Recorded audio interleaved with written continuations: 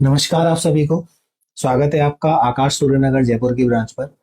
जैसा कि आप सभी को पता है, रीनीट यूजी 2026 का एग्जाम ओवर हो चुका है और हमारे स्टूडेंट्स ने बहुत अच्छी परफॉर्मेंस दी है। तो उसमें से कुछ स्टूडेंट्स हमारे साथ आज प्रेजेंट हैं, तो जानते हैं उनकी जर्नी के बारे में। तो मेरे सामने प्रेजेंट है कनिका, जो कि यहाँ की रेगुलर क्लासरूम की स्टूडेंट रही है। तो कनिका, सबसे पहले आप अपने बारे में कुछ बताइए। My name is Kanika Sharma. मैं आकाश सूर्यनगर ब्रांच की रेगुलर स्टूडेंट। Very good. आपके कितने मार्क्स आ रहे हैं अभी भी? 629। 629 मार्क्स। Very good. अच्छा, आपकी सफलता के पीछे किसका योगदान आप मानते हो? पेरेंट्स का, टीचर्स का और यहाँ के फ्रेंड्स का, जिन्होंने हर बार जो भी क्वेश्चन पूछे उन्होंने मदद की, बातें सुनी अच्छे से। अच्छा, ठीक है। अच्छा, आपकी पूरे साल की तैयारी में कुछ ऐसा टाइम भी आया होगा जो आपको लगा होगा कि यार ये टाइम थोड़ा कठिन है, कुछ प्रॉब्लम हो रही है, मैं कर पाऊंगी नहीं कर पाऊंगी। तो ऐसा कब, क्या टाइम आया, उस टाइम क्या लगा और उससे आप बाहर कैसे निकले? बीच में एक टाइम ऐसा आया था जिसमें नंबर बिल्कुल ही कम हो गए थे, 600 से ऊपर जा ही नहीं रहे थे। तो उसमें थोड़ा डिमोटिवेट हो गई थी, लेकिन फिर टीचर से बात की तो उन्होंने बताया कि गलतियों को देखते रहो और उनसे सीखो, क्योंकि अगर वो अगले में आए तो उसमें सही होना चाहिए। तो बस फिर गलतियां देखी। Very good, very. अच्छा, आपका डेली रूटीन क्या रहता था पूरे साल? डेली में सुबह जल्दी उठ के जिसकी आगे आज क्लास होने वाली है उसका सुबह पहले रिवाइज करके आ जाओ। फिर यहाँ से क्लास खत्म होने के बाद में घर जाती थी, तो जो पढ़ा उसको किया, फिर ट्यूशन करती सबसे ज्यादा। क्वेश्चन प्रैक्टिस इंपॉर्टेंट है। हाँ। ठीक है ना? ठीक है। अच्छा, चारों सब्जेक्ट में से आपको सबसे टफ सब्जेक्ट कौन सा लगता था? फिजिक्स। ऑब्वियसली सभी स्टूडेंट्स का यही आंसर होता है कि फिजिक्स सबसे टफ सब्जेक्ट है, लेकिन उसको उसको बहुत अच्छे से अपन इम्प्रूव किया जा सकता है। अभी कनिका ही बताएगी कि उसने फिजिक्स को कैसे इम्प्रूव किया। तो बताओ, आपने उसमें सुधार कैसे किया? उसमें मेन तो क्वेश्चन प्रैक्टिस ही थे। तो उसमें जितने ज्यादा क्वेश्चन लगा सकते थे, मॉड्यूल, मोमेंटम और यहाँ के जितने भी पेपर्स हुए थे उन्हें सॉल्व करती थी, ताकि उससे क्वेश्चन अच्छे हो सके। Very good. और कॉन्सेप्ट क्लियर होना चाहिए। बिल्कुल बिल्कुल। फिजिक्स को इम्प्रूव करने के लिए एक ही तरीका है, आप ज्यादा से ज्यादा प्रैक्टिस करिए। जितनी ज्यादा प्रैक्टिस आपकी होगी उतनी ज्यादा फिजिक्स को इम्प्रूव कर पाओगे। अच्छा, आकाश इंस्टीट्यूट ने आपकी इस पूरी तैयारी में किस तरह से मदद की? क्या स्पेशल रोल रहा आकाश इंस्टीट्यूट का? एक तो यहाँ के टीचर्स भी बढ़िया, उन्होंने हर बार मदद की जब भी कोई दिक्कत आए। और यहाँ के पेपर्स, कभी होता है कि कुछ चीज अपन ने चोरी से पढ़ ली लेकिन कभी ध्यान नहीं जाता, वही चीज आपको पेपर में दिख जाती है, तो फिर उस चीज पे हमेशा ध्यान जाता है। तो पेपर ने भी मदद। यहाँ की टेस्ट सीरीज, लास्ट की जो टेस्ट सीरीज हुई थी उसके बारे में क्या बोलोगे आप? वो अभी अच्छी थी। Very good. एक्चुअल में यहाँ की जो टेस्ट सीरीज होती है बहुत ही रिफाइंड टेस्ट सीरीज होती है। इसमें हर तरह के क्वेश्चंस आपको मिलते हैं। पेपर का लेवल चाहे कुछ भी आए, आपको हर तरह के क्वेश्चंस मिलेंगे। आप हर तरह के पेपर के लिए तैयार रहोगे। अच्छा, ये बताइए, जिस दिन पेपर होने वाला था, एग्जाम होने वाला था, उस दिन की आपकी स्ट्रेटजी क्या थी? कि बस वहां पे घबराना नहीं है और कोई भी सिली मिस्टेक नहीं करनी। जो गलती सबसे ज्यादा थी कि क्वेश्चन जल्दी जल्दी पढ़ दिया और देखा नहीं और गलत टिक कर दिया। जो ज्यादातर स्टूडेंट करते हैं गलती हाँ, गलती। तो उस पे ज्यादा ध्यान रखना था। तो उसके एक ही तरीका था कि दिमाग को शांत रखा जाए। बिल्कुल बिल्कुल, अगर दिमाग शांत रहता है तो हम बड़ी सी बड़ी समस्या से भी जूझ सकते हैं, उससे लड़ सकते हैं। Very good. अच्छा, एग्जाम हॉल में जब आप बैठे थे, जिस टाइम पे आप एग्जाम दे रहे थे, उस टाइम वो सिचुएशन क्या थी? आपने कैसे पेपर को अटेम्प्ट किया? कैसे पूरी जर्नी रही, पूरी 3 घंटे 15 मिनट की?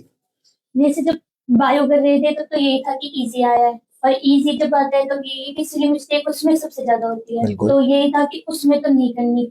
तो उसे अच्छे से करती गई, तो वो सही टाइम पे हो गई थी। फिर जब मैं केमिस्ट्री पे गई तो केमिस्ट्री थोड़ी टफ लगने लगी, क्योंकि क्वेश्चन थोड़े लेंथी थे, उसमें पढ़ने में टाइम था।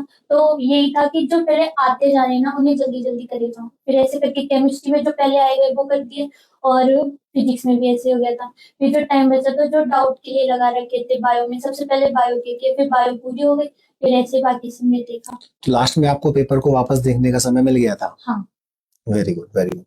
जब तक पेपर को लास्ट में वापस देखने का समय अगर नहीं मिलता है ना, तो आपका पेपर पूरा कंप्लीट नहीं हो पाता है।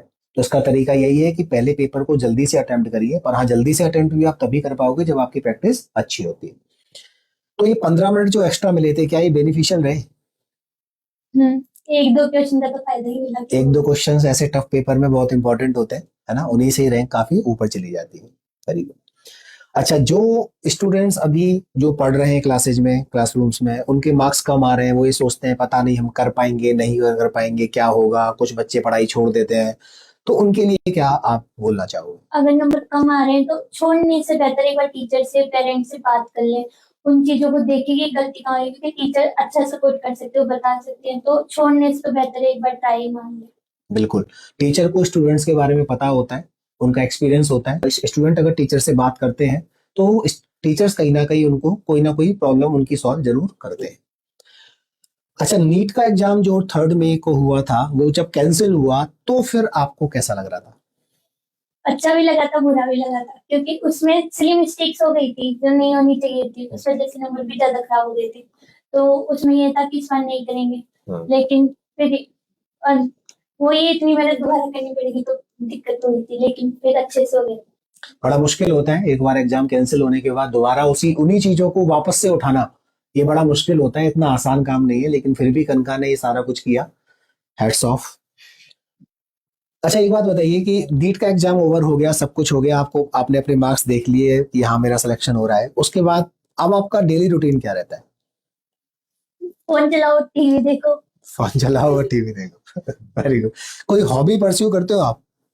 नहीं, बस ये है कि अब फ्रेंड्स से अच्छे से मिल लेते हैं, जब वो पेपर चल रहा था तब बात नहीं हो पाती थी, नहीं मिल पाती थी, अब अच्छे से बात कर पाती हूँ, मिल पाती हूँ। बिल्कुल, अब तो आप कॉलेज में आपके नए फ्रेंड्स भी बन जाएंगे। हम्म। अच्छा ठीक है, लास्ट में एक रैपिड फायर राउंड हो जाए, कुछ क्वेश्चन है आपके, आंसर उनको फटाफट देने हैं। अच्छा, 1 word for Aakash. Best coaching. Favourite subject. Physics. Morning study और night study. Morning. Mock test और theory. Mock test. Success mantra. Paper analysis. अच्छा, एक गलती बताइए जो नीट स्टूडेंट्स को नहीं करनी चाहिए। कंसिस्टेंस रहना चाहिए, डिसिप्लिन में। कंसिस्टेंट रहना चाहिए, डिसिप्लिन रहना चाहिए। अगर आप डिसिप्लिन होते हो तो आप किसी भी प्रॉब्लम का सॉल्यूशन निकाल सकते हो। अच्छा, लास्ट में अपने जूनियर्स के लिए जो अभी क्लासरूम में स्टडी कर रहे हैं उनके लिए एक मैसेज। कि अपने टीचर से कांटेक्ट में रहें, नंबर कमाने पे ऐसे नहीं कि छोड़ दिया, तो उनसे मिलते करते हैं। ये बहुत इंपॉर्टेंट बात बताई कनका ने। स्टूडेंट और टीचर का इंटरेक्शन बहुत इंपॉर्टेंट चीज है, अगर इंटरेक्शन ही नहीं होगा तो टीचर को स्टूडेंट के बारे में पता नहीं चलेगा। ठीक है ना? तो स्टूडेंट अगर टीचर के साथ इंटरेक्शन करते रहते हैं तो वो टीचर को भी उनकी कमियों के बारे में पता चलता रहता है और वो उनको उसके अकॉर्डिंग एडवाइस देते रहते हैं। Thank you Kanika.